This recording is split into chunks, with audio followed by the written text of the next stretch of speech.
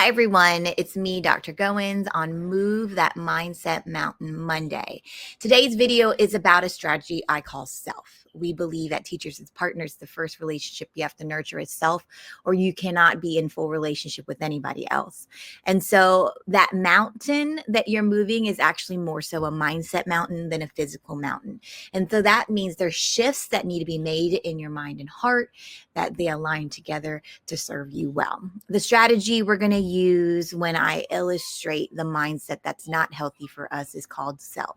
We're going to say the pain out loud and not suppress it. We're going to embrace empathy for others. We're going to listen to ourselves and learn how to socialize. And then F, we're going to free ourselves to have fun. So let's get started. Here is the limiting mindset that I hear a lot, even with myself. It took me years to kind of get over this. I'm just a teacher. You know, it doesn't take much to say, to know, or to feel like the world just doesn't appreciate you, and that your role is taken advantage of, even in terms of looking at your pay.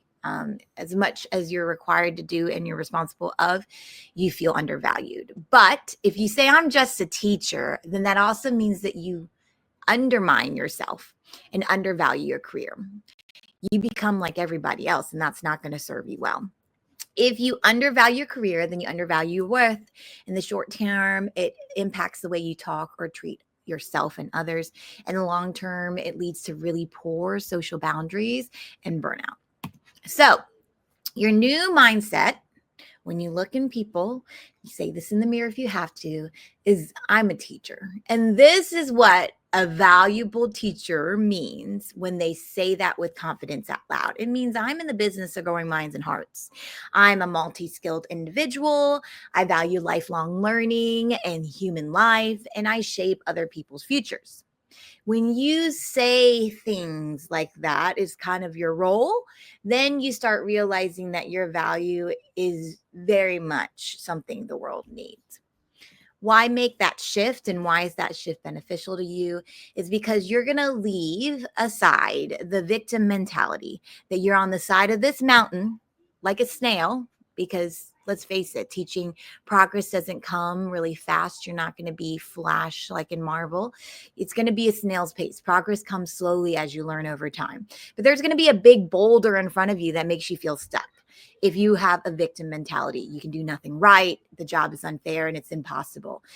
You're bound not to last, only because you are your worst critic and enemy. But you need to move over to the other side where you can scale that mountain. Knowing that mountain is going to have rough terrain, knowing that mountain is high, knowing that mountain that the air with altitude is going to be thinner. But you're going to have a victim mentality because you can do hard things. You know, you're a servant leader and you're a learning professional. And so if lifelong learning is your superpower, as long as you learn and navigate your way around things over time, you're going to make it just fine. So let's do and implement our self-care strategy today on self. So I'm going to say my pain out loud. I, for a long time, had given into that I'm just a teacher. And it really has made me feel less than in a lot of spaces. And I don't feel like I can be myself. And I hide behind kind of that pain. And that's why I can't really show up. My students trigger me when they talk about this, or they're not listening to me, or I feel a little out of control. And so I'm ready to be done with that. And then you're going to embrace empathy, okay? Because for you to be in this situation, yeah, you've been wronged. Whether society doesn't appreciate you, whether, schools in the state, in our nation can't pay us what we deserve. There are systems in this world that, yes, haven't been fair in terms of our value, but have empathy, because behind every system, there's some sort of power that has to do with capital. Behind every administrator, they are a person and a human and have families too. Behind every legislator and state law, beside every parent, and they're all humans. Okay, so COVID has been really hard in terms of like growing empathy for me, for others, to realize that my bubble is not just myself. And so it's important that you grow in empathy as well, because if you have that victim mentality, you cannot be a victor unless you realize that other people are suffering alongside you. Because hurt people, you know? And so you have to kind of throw yourself that pity party, give yourself a start time and an end time, because you can't take it with you. And so have empathy with other people so that you can move on.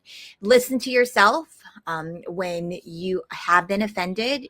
You are been offended, validate those emotions, listen to yourself, and learn how to socialize. Because when you don't listen to yourself, you isolate yourself. And so if you're not in social situations, then you kind of lose self-awareness and boundaries to know that something is wrong. And then the last one is have fun. You know, when I think about this journey of self, I'm not thinking like this long, serene, peaceful road, you know, on the hillside that I'm going into. I know my job is hard. I'm thinking about a roller coaster, and I don't even like the drops. Like, I don't find that thrilling and entertaining.